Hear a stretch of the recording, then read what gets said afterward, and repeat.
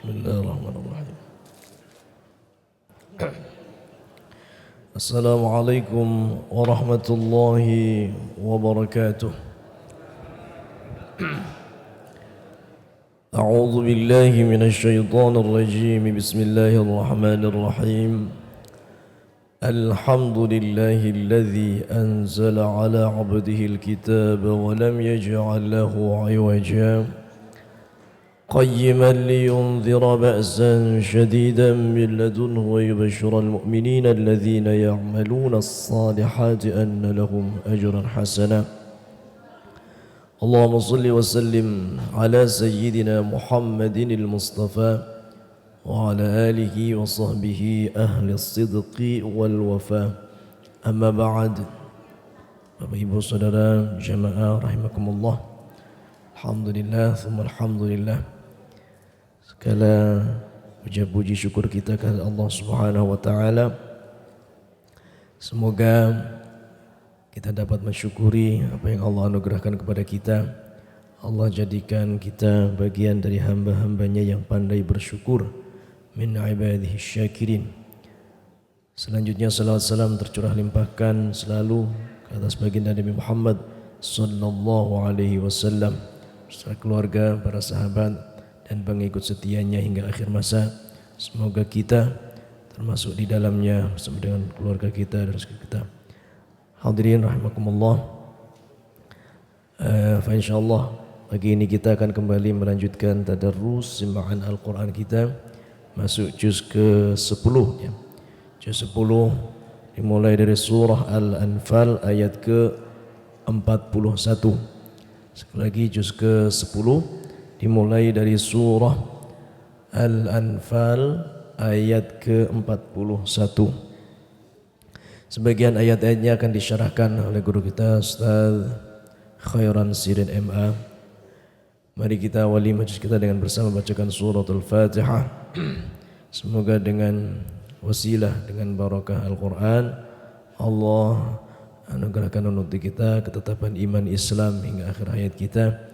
Bersama dengan keluarga kita, saudara kita, anugerahkan pula kesehatan, sehat lahir, sehat batin, sehat afiah. Selanjutnya diberkahi umur kita, ilmu kita, rezeki kita, diberkahi juga keluarga, masyarakat kita, bangsa ini. Wabil khusus ya, semoga Allah anugerahkan kekuatan, kesabaran untuk saudara-saudara kita yang terkena musibah, terutama ini musibah kemanusiaan di Gaza, khususnya di Palestina sana. Semoga Allah Ta'ala berikan kekuatan dan kemenangan. Jamaah rahimakumullah, kita hadiahkan kebaikan pahala bacaan Al-Quran kita untuk orang tua kita, guru-guru kita, saudara kita telah wafat. Selanjutnya apabila ada di antara keluarga kita yang saat ini sakit, saudara kita sakit, semoga Allah sehat afiatkan kembali, disembuhkan. Ladin ya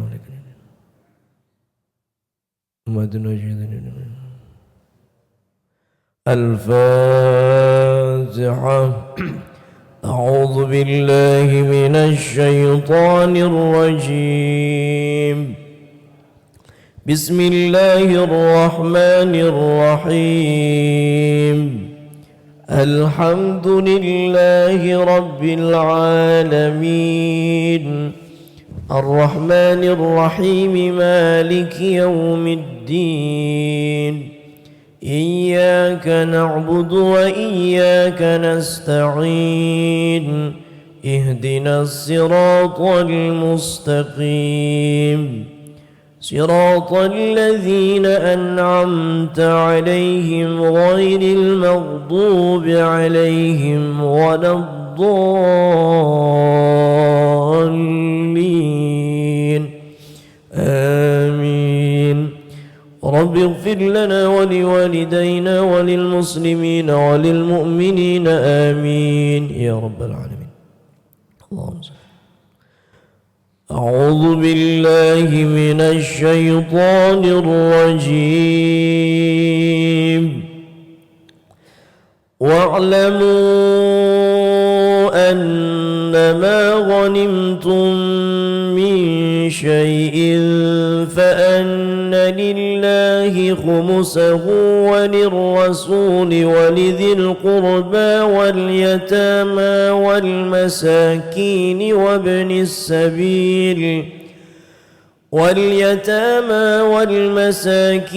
وابن السبيل إن كنتم آمنتم بالله وما أنزلنا على عبدنا يوم الفرقان يوم التقى الجمعان والله على كل شيء قدير.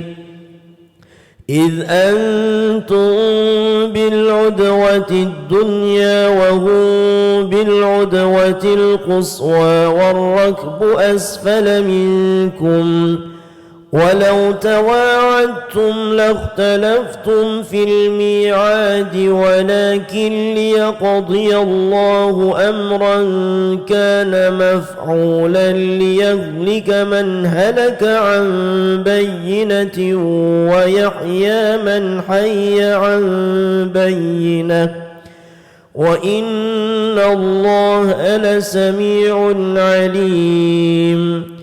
إذ يريكهم الله في منامك قليلا ولو أراكهم كثيرا لفشلتم ولتنازعتم في الأمر ولكن الله سلم إنه عليم بذات الصدور.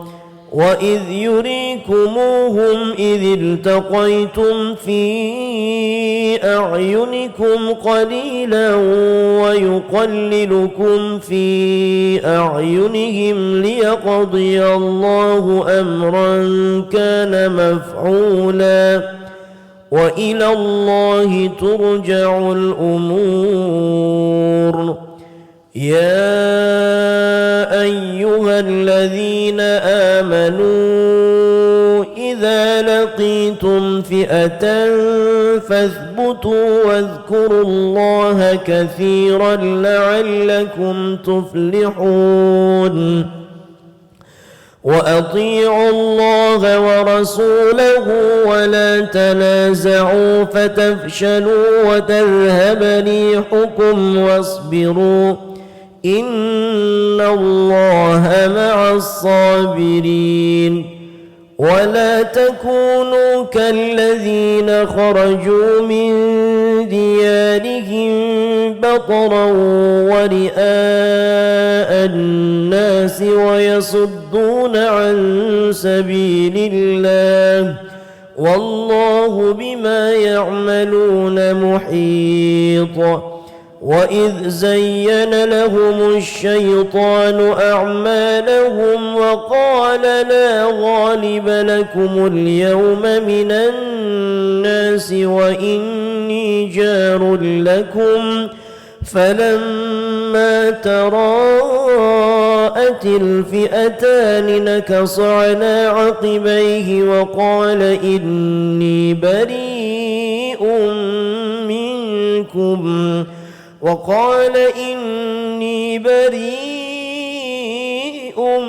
منكم إني أرى ما لا ترون إني أخاف الله والله شديد العقاب. إذ يقول المنافقون والذين في قلوبهم مرض غر هؤلاء دينهم ومن يتوكل على الله فإن الله عزيز حكيم. ولو ترى إذ يتوفى الذين كفروا الملائكة يضربون وجوههم وأدبارهم وذوقوا عذاب الحريق ذلك بما قدمت أيديكم وأن الله ليس بظلام للعبيد. كدأب آل فرعون والذين من قبلهم كفروا بآيات الله فأخذهم الله بذنوبهم إن الله قوي شديد العقاب ذلك بأن الله لم يك مغيرا نعمة أنعمها على قوم حتى يغيروا ما بأنفسهم وأن الله سميع عليم كدأب آل فرعون والذين من قبلهم كذبوا بآيات ربهم فأهلكناهم بذنوبهم وأنشأنا من بعدهم قرنا آخرين فأهلكناهم بذنوبهم وأغرقنا آل فرعون وكل كانوا ظالمين إن شر الدواب عند الله الذين كفروا فهم لا يؤمنون الذين عاهدت منهم ثم ينقضون عهدهم في كل مرة وهم لا يتقون فإما تثقفنهم في الحرب فشرد بهم من خلفهم لعلهم يذكرون وإما تخافن من قوم خيانة فانبذ إليهم على سواء إن الله لا يحب الخائنين ولا يحسبن الذين كفروا سبقوا إنهم لا يعجزون وأعدوا لهم ما استطعتم من قوة ومن رباط الخيل ترهبون به عدو الله وعدوكم وآخرين من دونهم لا تعلمونهم الله يعلمهم وما تنفقوا من شيء في سبيل الله يوفى إليكم وأنتم لا تظلمون وإن جنحوا للسلم فاجنح لها فتوكل على الله إنه هو السميع العليم وإن يريدوا أن يخدعوك فإن حسبك الله هو الذي أيدك بنصره وبالمؤمنين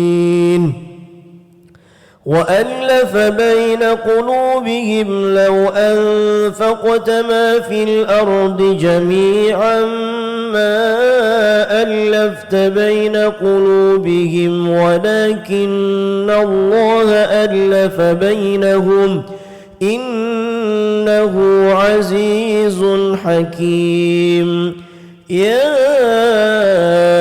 أيها النبي حسبك الله ومن اتبعك من المؤمنين يا أيها النبي حرض المؤمنين على القتال إن يكن منكم 20 صابرون يغلبوا 200 وإن يكن منكم 100 يغلبوا 1000 من الذين كفروا بأنهم قوم لا يفقهون الآن خفف الله عنكم وعلم أن فيكم ضعفا فإن يكن منكم 100 صابر يغلبوا 200 وإن يكن منكم 1000 يغلبوا 2000 بإذن الله والله مع الصابرين. ما كان لنبي أن يكون له أسرى حتى يثخن في الأرض تريدون عرض الدنيا والله يريد الآخرة والله عزيز حكيم. لولا كتاب من الله سبق لمسكم فيما أخذتم عذاب عظيم فكلوا مما غنمتم حلالا طيبا واتقوا الله إن الله غفور رحيم. يا أيها النبي قل لمن في أيديكم من الأسرى إن يعلم الله في قلوبكم خيرا يؤتكم خيرا مما أخذ منكم ويغفر لكم والله غفور رحيم. وإن يريدوا خيانتك فقد خانوا الله من قبل فأمكن منهم والله عليم حكيم. إن الذين آمنوا وهاجروا وجاهدوا بأموالهم وأنفسهم في سبيل الله والذين آووا ونصروا أولئك بعضهم أولياء بعض والذين آمنوا ولم يهاجروا ما لكم من ولايتهم من شيء حتى يهاجروا وإن استنصروكم في الدين فعليكم النصر إلا على قوم بينكم وبينهم ميثاق والله بما تعملون بصير. والذين كفروا بعضهم أولياء بعض إلا تفعلوه تكن فتنة في الأرض وفساد كبير. والذين آمنوا وهاجروا وجاهدوا في سبيل الله والذين آووا ونصروا أولئك هم المؤمنون حقا لهم مغفرة ورزق كريم. والذين آمنوا من بعد وهاجروا وجاهدوا معكم فأولئك منكم وأولو الأرحام بعضهم أولى ببعض في كتاب الله إن الله بكل شيء عليم. براءة من الله ورسوله إلى الذين عاهدتم من المشركين فسيحوا في الأرض 4 أشهر واعلموا أنكم غير معجز الله وأن الله مخزي الكافرين. وأذان من من الله ورسوله إلى الناس يوم الحج الأكبر أن الله بريء من المشركين ورسوله فإن تبتم فهو خير لكم وإن توليتم فاعلموا أنكم غير معجز الله وبشر الذين كفروا بعذاب أليم إلا الذين عاهدتم من المشركين ثم لم ينقصوكم شيئا ولم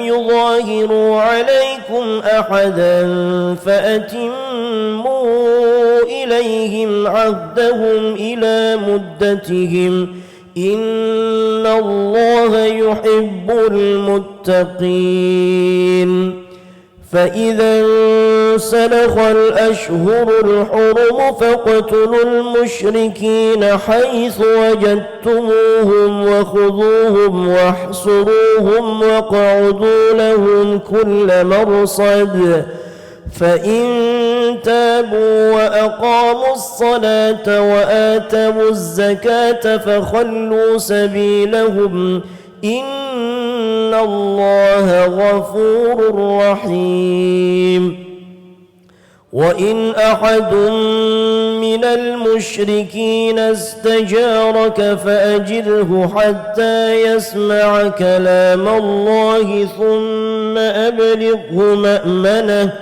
ذلك بأنهم قوم لا يعلمون كيف يكون للمشركين عهد عند الله وعند رسوله إلا الذين عاهدتم عند المسجد الحرام فما استقاموا لكم فاستقيموا لهم إن الله يحب المتقين كيف وإن يظهروا عليكم لا يرقبوا فيكم إلا ولا ذمة يرضونكم بأفواههم وتأبى قلوبهم وأكثرهم فاسقون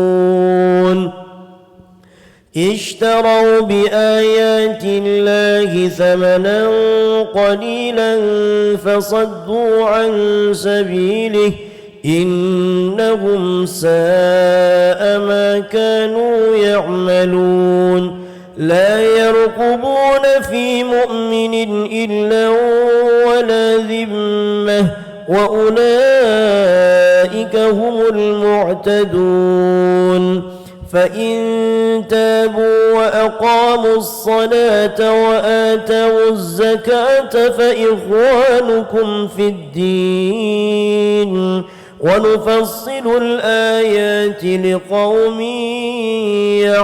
يعلمون وإن نكثوا أيمانهم من بعد عهدهم وطعنوا في دينكم فقاتلوا أئمة الكفر إنهم لا أيمان لهم لعلهم ينتهون ألا تقاتلون قوما نكثوا أيمانهم وهموا بإخراج الرسول وهم بدؤوكم أول مرة أتخشونهم فالله أحق أن تخشوه إن كنتم مؤمنين فالله أحق أن تخشوه إن كنتم مؤمنين قاتلوهم يعذبهم الله بأيديكم ويخزهم وينصركم عليهم ويشف صدور قوم مؤمنين ويذهب غيظ قلوبهم ويتوب الله على من يشاء والله عليم حكيم. أم حسبتم أن تتركوا ولما يعلم الله الذين جاهدوا منكم ولم يتخذوا من دون الله ولا رسوله ولا المؤمنين وليجة والله خبير بما تعملون. ما كان للمشركين أن يعمروا مساجد الله شاهدين على أنفسهم بالكفر أولئك حبطت أعمالهم وفي النار هم خالدون. إنما يعمر مساجد الله من آمن بالله واليوم الآخر وأقام الصلاة وآتى الزكاة ولم يخش إلا الله فعسى أولئك أن يكونوا من المهتدين. أجعلتم سقاية الحاج وعمارة المسجد الحرام كمن آمن بالله واليوم الآخر وجاهد في سبيل الله لا يستوون عند الله والله لا يهدي القوم الظالمين. الذين آمنوا وهاجروا وجاهدوا في سبيل الله بأموالهم وأنفسهم أعظم درجة عند الله وأولئك هم الفائزون.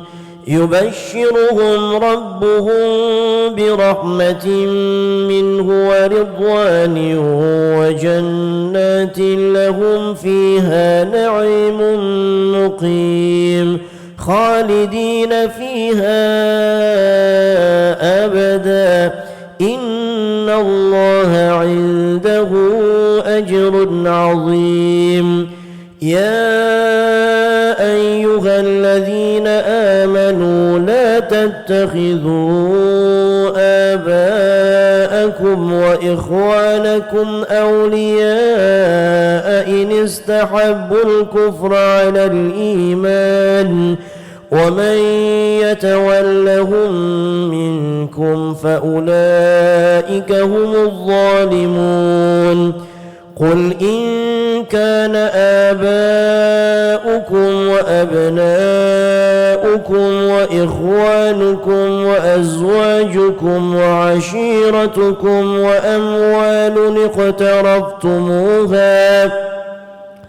وأموال اقترفتموها وتجارة تخشون كسادها ومساكن ترضونها أحب إليكم من الله ورسوله وجهاد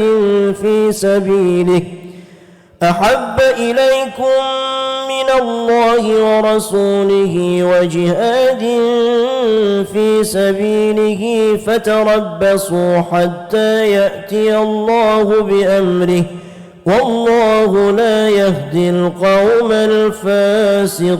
الفاسقين. لقد نصركم الله في مواطن كثيرة ويوم حنين إذ أعجبتكم كثرتكم فلم تغن عنكم شيئا فلم تغن عنكم شيئا وضاقت عليكم الأرض بما رحبت ثم وليتم مدبرين ثم أنزل الله سكينته على رسوله وعلى المؤمنين وأنزل جنودا لم تروها وعذب الذين كفروا وذلك جزاء الكافرين ثم يتوب الله من بعد ذلك على من يشاء والله غفور رحيم يا أيها الذين آمنوا إنما المشركون نجس فلا يقربوا المسجد الحرام بعد عامهم هذا وإن خفتم عيلة فسوف يغنيكم الله من فضله إن شاء إن الله عليم حكيم قاتلوا الذين لا يؤمنون بالله ولا باليوم الآخر ولا يحرمون ما حرم الله ورسوله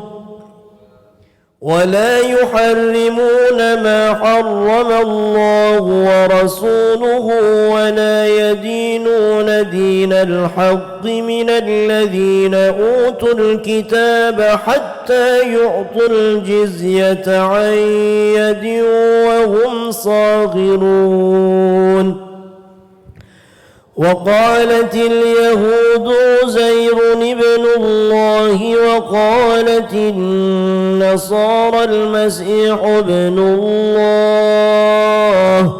ذلك قولهم بأفواههم يضاهئون قول الذين كفروا من قبل قاتلهم الله أنى يؤفكون اتخذوا أحبارهم ورهبانهم أربابا من دون الله والمسيح ابن مريم وما أمروا إلا ليعبدوا إلها واحدا لا إله إلا هو سبحانه عما يشركون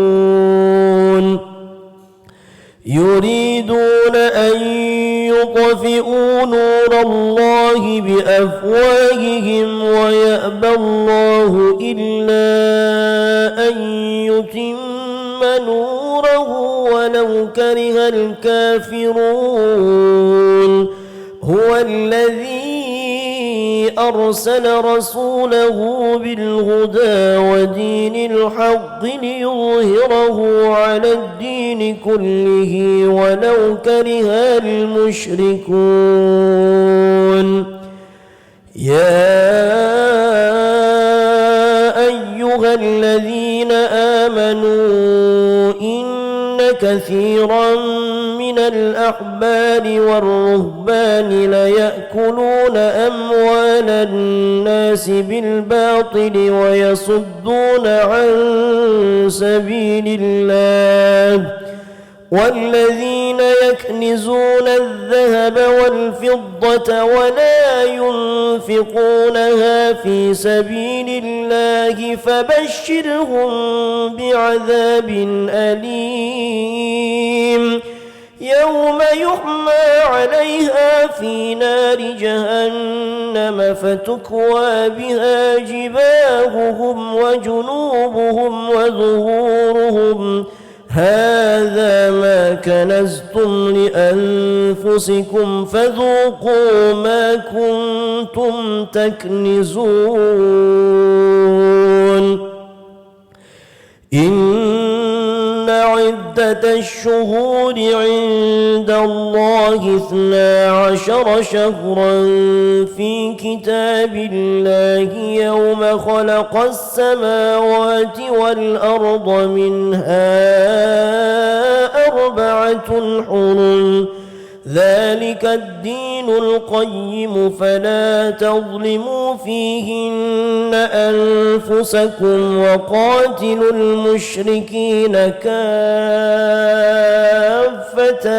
كما يقاتلونكم كافة واعلموا أن الله مع المتقين إنما النسيء زيادة في الكفر يضل به الذين كفروا يحلونه عاما ويحرمونه عاما ليواطئوا عدة ما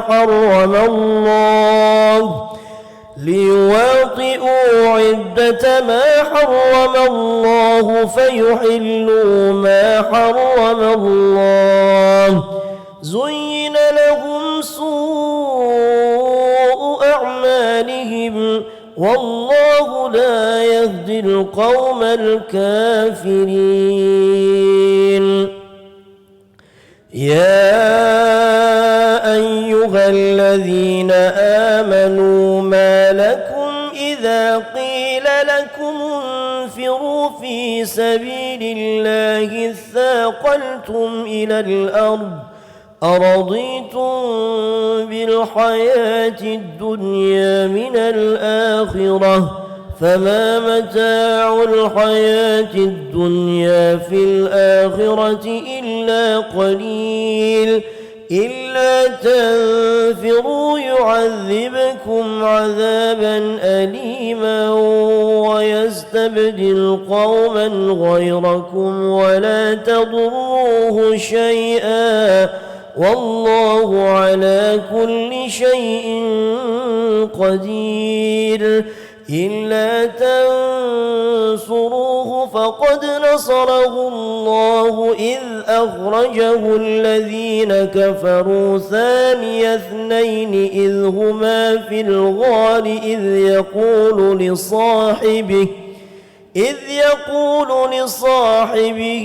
لا تحزن إن الله معنا فأنزل الله سكينته عليه وأيده بجنود لم تروها وجعل كلمة الذين كفروا السفلى وكلمة الله هي العليا والله عزيز حكيم انفروا خفافا وثقالا وجاهدوا بأموالكم وأنفسكم في سبيل الله ذلكم خير لكم إن كنتم تعلمون لو كان عرضا قريبا وسفرا قاصدا لاتبعوك ولكن بعدت عليهم الشقة وسيحلفون بالله لو استطعنا لخرجنا معكم يهلكون أنفسهم والله يعلم إنهم لكاذبون عفى الله عنك لم أذنت لهم حتى يتبين لك الذين صدقوا وتعلم الكاذبين لا يستأذنك الذين يؤمنون بالله واليوم الآخر أن يجاهدوا بأموالهم وأنفسهم إن الله والله عليم بالمتقين إنما يستأذنك الذين لا يؤمنون بالله واليوم الآخر وارتابت قلوبهم فهم في ريبهم يترددون ولو أرادوا الخروج لأعدوا له عدة ولكن كره الله بعاثهم فثبطهم وقيل اقعدوا مع القاعدين لو خرجوا فيكم ما زادوكم إلا خبالا ولأوضعوا خلالكم يبغونكم الفتنة وفيكم سماعون لهم والله عليم بالظالمين لقد ابتغوا الفتنة من قبل وقلبوا لك الأمور حتى جاء الحق وظهر أمر الله وهم كارهون ومنهم من يقول ائذن لي ولا تفتني ألا في الفتنة سقطوا وإن جهنم لمحيطة بالكافرين إن تصبك حسنة تسؤهم وإن تصبك مصيبة يقولوا قد أخذنا أمرنا من قبل ويتولوا وهم فرحون قل لن يصيبنا إلا ما كتب الله لنا هو مولانا وعلى الله فليتوكل المؤمنون قل هل تربصون بنا إلا إحدى الحسنيين ونحن نتربص بكم أن يصيبكم الله بعذاب من عنده أو بأيدينا فتربصوا إنا معكم من المتربصون فتربصوا إنا معكم متربصون قل أنفقوا طوعا أو كرها لن يتقبل منكم إنكم كنتم قوما فاسقين وما منعهم أن تقبل منهم نفقاتهم إلا أنهم كفروا بالله وبرسوله ولا يأتون الصلاة إلا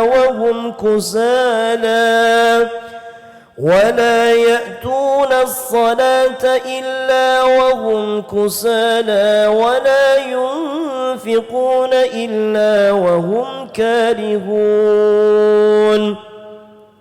فلا تعجبك أموالهم ولا أولادهم إنما يريد الله ليعذبهم بها في الحياة الدنيا وتزهق أنفسهم وهم كافرون ويحلفون بالله إنهم لمنكم وما هم منكم ولكنهم قوم يفرقون لو يجدون ملجأ أو مغارات أو مدخلا لولوا إليه وهم يجمحون ومنهم من يلمزك في الصدقات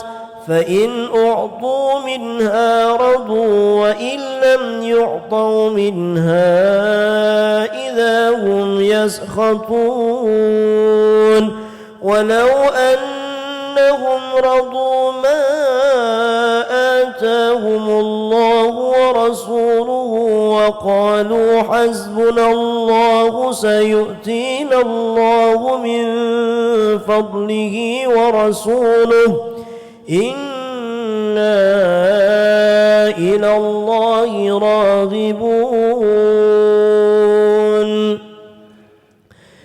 إنما الصدقات للفقراء والمساكين والعاملين عليها والمؤلفة قلوبهم وفي الرقاب والغارمين وفي سبيل الله وابن السبيل فريضة من الله والله عليم حكيم ومنهم الذين يؤذون النبي ويقولون هو أذن قل أذن خير لكم يؤمن بالله ويؤمن للمؤمنين ورحمة للذين آمنوا منكم والذين يؤذون رسول الله لهم عذاب أليم يحلفون بالله لكم ليرضوكم والله ورسوله أحق أن يرضوه إن كانوا مؤمنين ألم يعلموا أنه من يحادد الله ورسوله فأن له نار جهنم خالدا فيها ذلك الخزي العظيم يحذر المنافقون أن تنزل عليهم سورة تنبئهم بما في قلوبهم قل استهزئوا إن الله مخرج ما تحذرون ولئن سألتهم ليقولن إنما كنا نخوض ونلعب قل أبالله وآياته ورسوله كنتم تستهزئون لا تعتذروا قد كفرتم بعد إيمانكم إن نعف عن طائفة منكم نعذب طائفة بأنهم كانوا مجرمين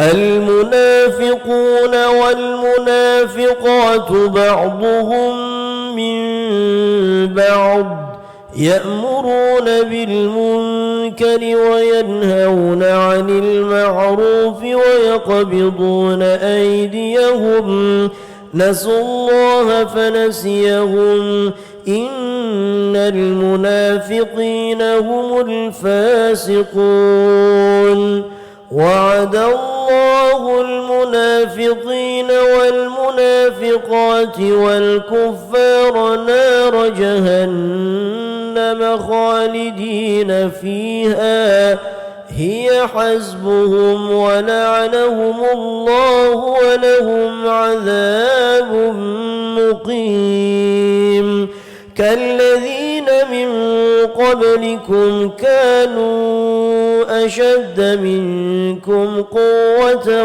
وأكثر أموالا وأولادا فاستمتعوا بخلاقهم فاستمتعتم بخلاقكم كما استمتع الذين من قبلكم بخلاقهم وخضتم كالذي خاضوا وخضتم كالذي خاضوا أولئك حبطت أعمالهم في الدنيا والآخرة وأولئك هم الخاسرون.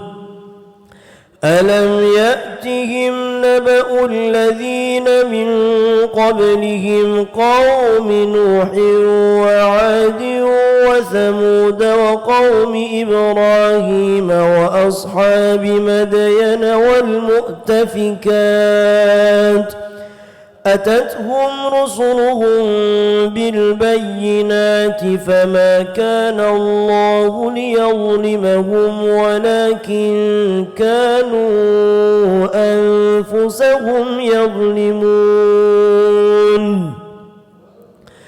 والمؤمنون والمؤمنات بعضهم أولياء بعض يأمرون بالمعروف وينهون عن المنكر ويقيمون الصلاة ويؤتون الزكاة ويطيعون الله ورسوله أولئك سيرحمهم الله إن الله عزيز حكيم. وعد الله المؤمنين والمؤمنات جنات تجري من تحتها الأنهار خالدين فيها ومساكن طيبة في جنات عدن ورضوان من الله أكبر ذلك هو الفوز العظيم. يا أيها النبي جاهد الكفار والمنافقين واغلظ عليهم ومأواهم جهنم وبئس المصير. يحلفون بالله ما قالوا ولقد قالوا كلمة الكفر وكفروا بعد إسلامهم وهموا بما لم ينالوا وما نقموا إلا أن أغناهم الله ورسوله من فضله فإن يتوبوا يك خيرا لهم وإن يتولوا يعذبهم الله عذابا أليما في الدنيا والآخرة وما لهم في الأرض من ولي ولا نصير. ومنهم من عاهد الله لئن آتانا من فضله لنصدقن ولنكونن من الصالحين فلما آتاهم من فضله بخلوا به وتولوا وهم معرضون.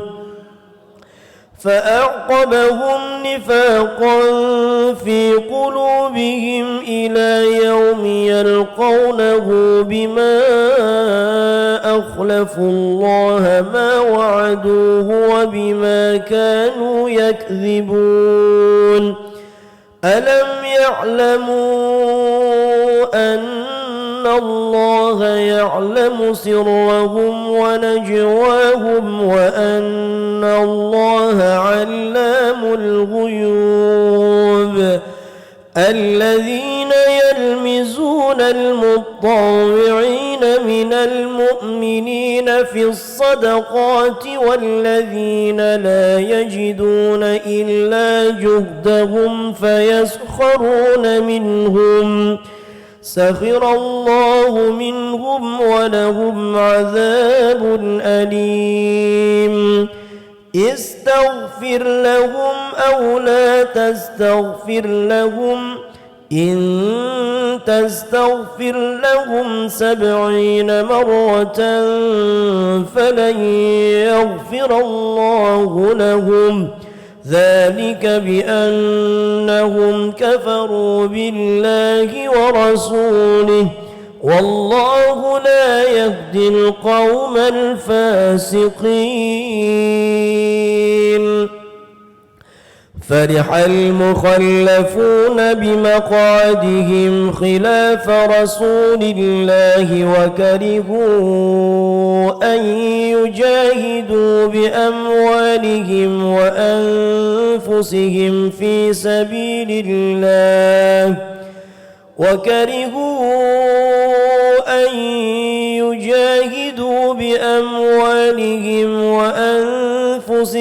في سبيل الله وقالوا لا تنفروا في الحر قل نار جهنم أشد حرا لو كانوا يفقهون فليضحكوا قليلا وليبكوا كثيرا جزاء بما كانوا يكسبون. فإن رجعك الله إلى طائفة منهم فاستأذنوك للخروج فقل لن تخرجوا معي أبدا ولن تقاتلوا معي عدوا إنكم رضيتم بالقعود أول مرة فاقعدوا مع الخالفين ولا تصل على أحد منهم مات أبدا ولا تقم على قبره إنهم كفروا بالله ورسوله وماتوا وهم فاسقون. ولا تعجبك أموالهم وأولادهم إنما يريد الله أن يعذبهم بها في الدنيا وتزهق أنفسهم وهم كافرون. وإذا أنزلت سورة أن آمنوا بالله وجاهدوا مع رسوله استأذنك أولو الطول منهم وقالوا ذرنا نكن مع القاعدين رضوا بأن يكونوا مع الخوالف وطبع على قلوبهم فهم لا يفقهون. لكن الرسول والذين آمنوا معه جاهدوا بأموالهم وأنفسهم وأولئك لهم الخيرات وأولئك هم المفلحون. أعد الله لهم جنات تجري من تحتها الأنهار خالدين فيها ذلك الفوز العظيم. وجاء المعذرون من الأعراب ليؤذن لهم وقعد الذين كذبوا الله ورسوله سيصيب الذين كفروا منهم عذاب أليم. ليس على الضعفاء ولا على المرضى ولا على الذين لا يجدون ما ينفقون حرج إذا نصحوا لله ورسوله ما على المحسنين من سبيل والله غفور رحيم. ولا على الذين إذا ما أتوك لتحملهم قلت لا أجد ما أحملكم عليه تولوا وأعينهم تفيض من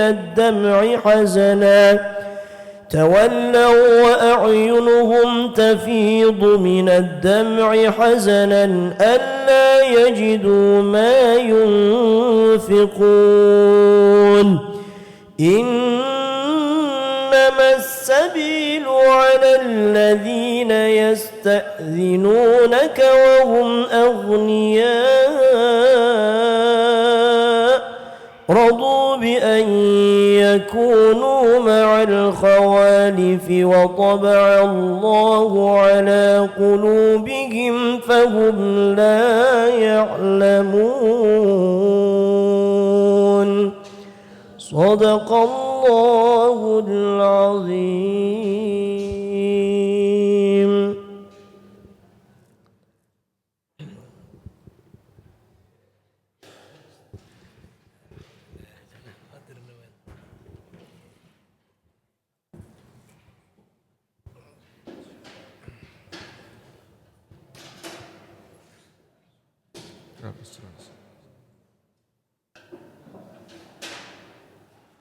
Assalamualaikum warahmatullahi wabarakatuh.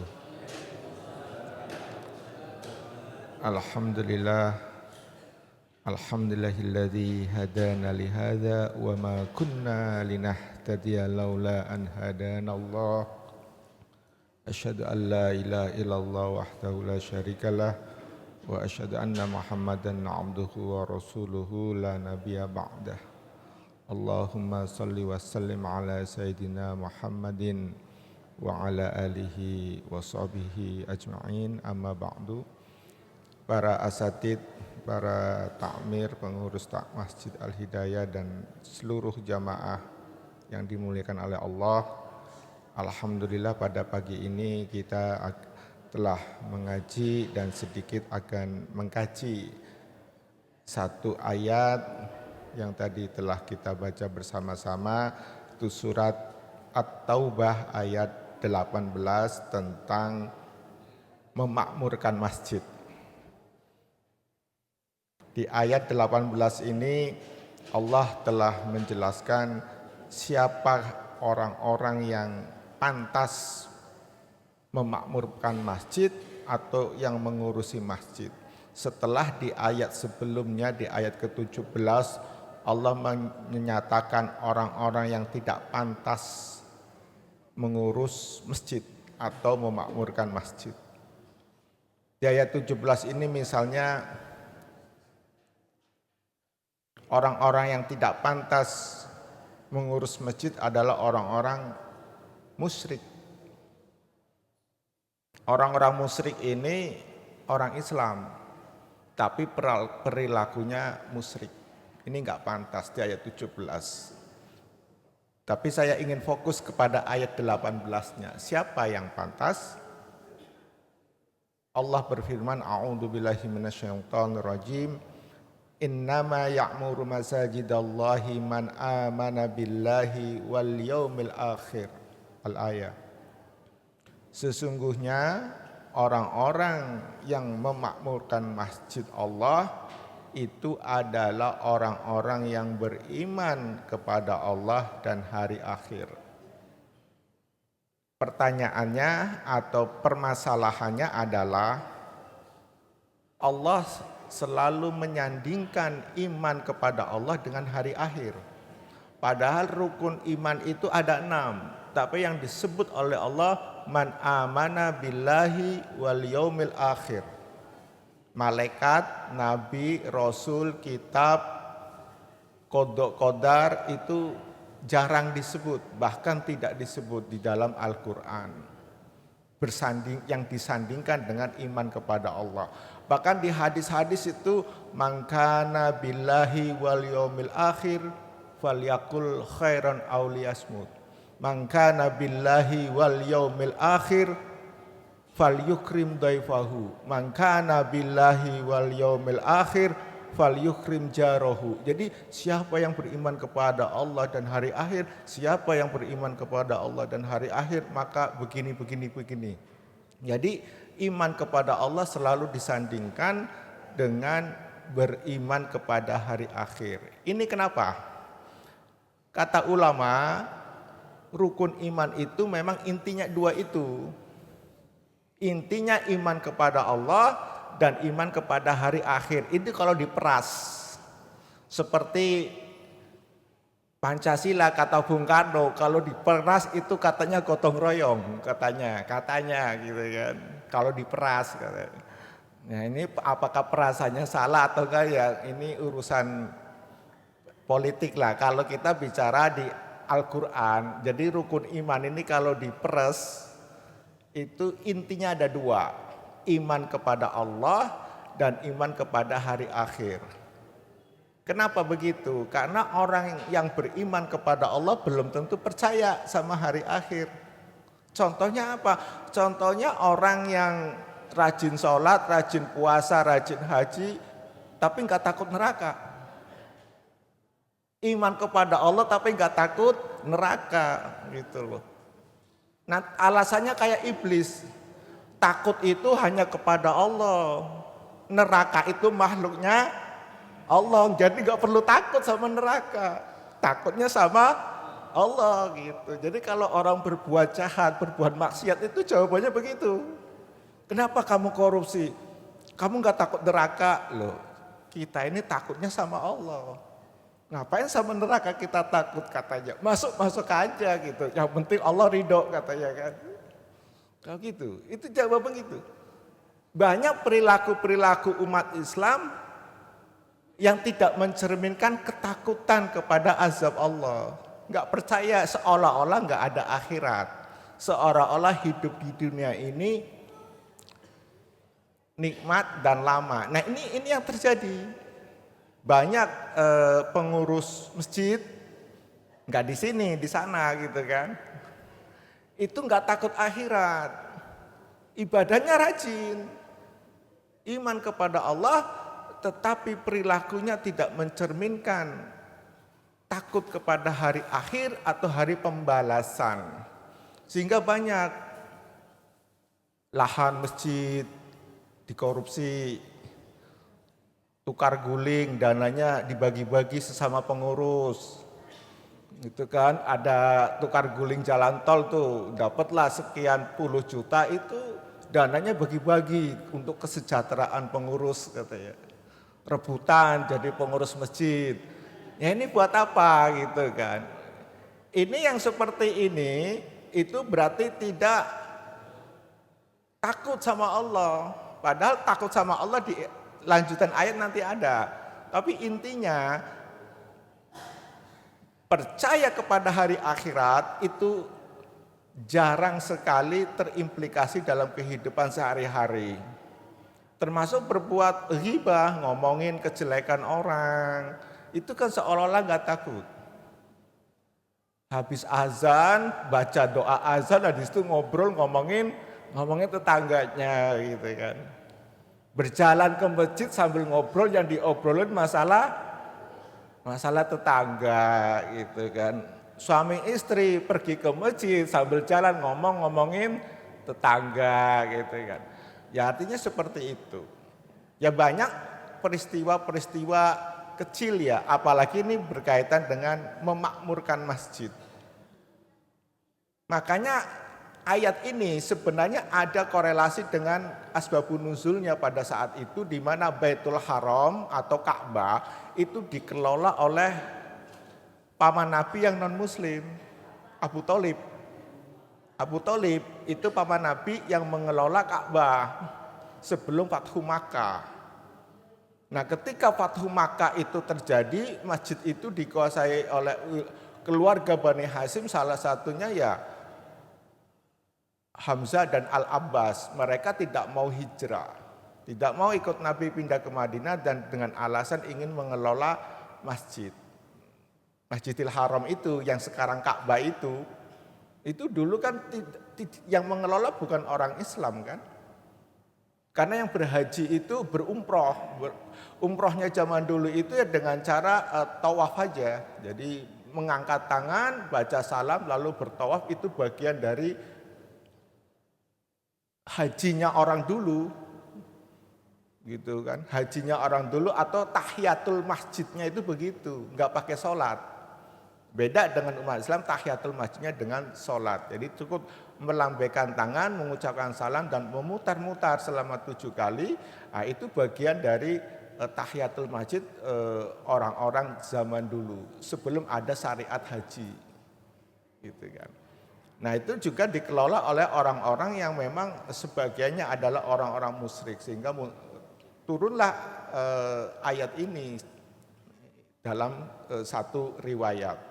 Nah, oke, setelah billahi wal yaumil akhir, ketika orang yang berimanlah yang kepada Allah dan hari akhir yang layak mengurus masjid, maka syarat khususnya adalah wa aqamas shalah, mendirikan sholat, bukan melaksanakan sholat, mendirikan sholat. Karena aqam, mendirikan, itu kalau udah mendirikan udah tetap berdiri, gak mungkin roboh, logikanya kan begitu. Mendirikan rumah, apa setelah rumah itu berdiri dirobohin? Kan enggak. Mendirikan rumah berarti ketika sudah berdiri dia akan tetap berdiri untuk ditinggali.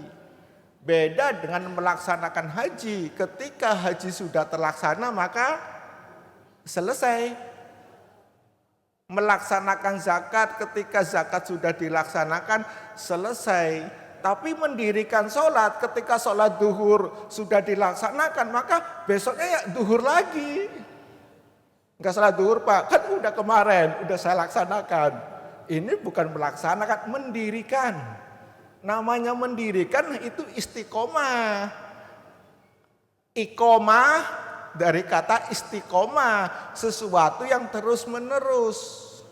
Bapak mendirikan rumah, ya rumahnya berdiri terus. Gak mungkin karena kita mau pergi dirobohin dulu rumahnya gitu kan. Kita mau pergi pulang kampung nih, rumahnya dirobohin dulu, nanti diriin lagi. Enggak, kalau sudah berdiri langgeng, tetap ajek alias tetap, maka itu namanya aqamus shalah, mendirikan sholat. Jadi syarat menjadi takmir orang yang sholatnya istiqomah.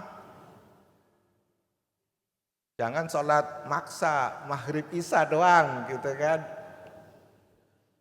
Istiqomah, ini penting gitu kan. Memakmurkan di sini bukan ketuanya saja, pengurus-pengurus kecil-kecil itu harus sesuai dengan masjid ini. Karena masjid ini disucikan dari orang-orang munafik, disucikan dari orang-orang najis, disucikan dari orang-orang junub, bahkan disucikan dari orang-orang haid. Orang haid kan gak boleh sholat. Berarti kan masjid ini disucikan dari orang haid dan juga disucikan orang-orang yang hatinya kotor, najis. Makanya orang musyrik dan munafik itu dalam bahasa lainnya itu orang-orang yang najis. Enggak boleh masuk masjid apalagi mengelola masjid gitu kan. Nah, ini penting. Ya alhamdulillah di masjid ini kan banyak ustadz gitu kan. Ada Ustaz Sofyan, tiap minggu dibacain ayat-ayat tuh biar setannya pada kabur itu hati manusia gitu kan. Alhamdulillah gitu kan, makanya makmur masjid ini. Wa ata zakah dan berzakat, melaksanakan zakat. Nah kalau melaksanakan zakat, ya hari ini udah zakat, nggak usah zakat lagi. Nunggu tahun depan gitu kan. Gitu kan. Nah juga sama, zakat itu orang juga banyak yang lalai. 2,5% orang sukanya zakat fitrah doang. Zakat 2,5%-nya nggak mau. Ya bisa jadi orang lebih suka sedekah daripada zakat. Zakat 0,5% itu wajib, tiap tahun itu wajib. Apalagi Pamulang Permai ini pendapatan rata-rata itu bisa di atas 100 juta per tahun. Kaya-kaya sebenarnya orang Pamulang Permai ini. Gitu kan. Makanya sedekahnya gede-gede, wakafnya gede-gede, cuman zakatnya jangan lupa. Zakat tuh 2,5% minimal, belum zakat profesi 15%. Gitu kan. Kalau dosen UIN itu udah dikenakan zakat profesi 15%, dipotong per bulan. Itu kalau dosen UIN. Bayangkan ini kalau zakat simpanan harta 2,5%, punya simpanan harta 500 juta selama setahun, keluarkan 2,5%. Gitu kan. Nah ini juga harus wajib, harus dilaksanakan, dan ini menjadi syarat orang bisa mengelola masjid. Mungkin biar nggak korupsi maknanya. Gitu kan. Orang kalau nggak pernah zakat, lihat uang masjid kan pengen dizakati katanya. Bukannya berzakat malah pengennya dizakati gitu kan. Kan alasannya apa? Amil katanya. Enggak, makanya fatwa ulama modern mengatakan amil nggak boleh dikasih zakat gitu. Bukan lagi amil zaman dulu, pada zaman Nabi, amil sekarang nggak boleh mengambil zakat. Caranya apa? Ya dikasih upah saja gitu. Karena zakat itu sekarang ya diutamakan yang fakir, miskin gitu. Sekarang kan begitu. Nah ini masalah penafsiran gitu kan. Nah kemudian yang terakhir adalah walam yaksha illallah. Gak takut kepada siapapun kecuali Allah. Maka di sini ada orang mencantumkan pengen masuk sebagai pengurus masjid, alasannya apa? Untuk memenuhi CV. Nanti CV ini digunakan untuk mencari jabatan. Nah ini enggak benar ini. Yang seperti ini secara spiritual tidak pantas menjadi pengurus masjid. Menjual nama pengurus masjid untuk mencari jabatan, untuk mencari uang. Ini di mata Allah itu enggak sesuai. Bayangkan jadi pengurus masjid kok bisa masuk Al-Quran ya. Ini hebatnya pengurus masjid Pak. Sholat duha saja itu nggak ada di dalam Al-Quran gitu. Sholat maghrib aja tulisan maghrib nggak ada, adanya sholat malam gitu kan, lukis. Ini ngurus masjid kok bisa ada di Al-Quran gitu loh. Serius ini di ayat 18 ini memakmurkan masjid, ada nih syaratnya. Jadi ini kan hebatnya pengurus masjid ini. Orang nyapu masjid aja bisa masuk surga. Nenek-nenek kerjaannya nyapu masjid, itu masuk surga kata Nabi. Apalagi ngurusin masjid, nyapunya doang gitu loh. Makanya diatur. Tapi kalau nenek-nenek nyapu masjid itu ikhlas. Sampai dia meninggal nggak ada yang tahu, makanya Nabi marah. Kenapa nggak dikasih tahu kalau ada nenek-nenek itu meninggal gitu?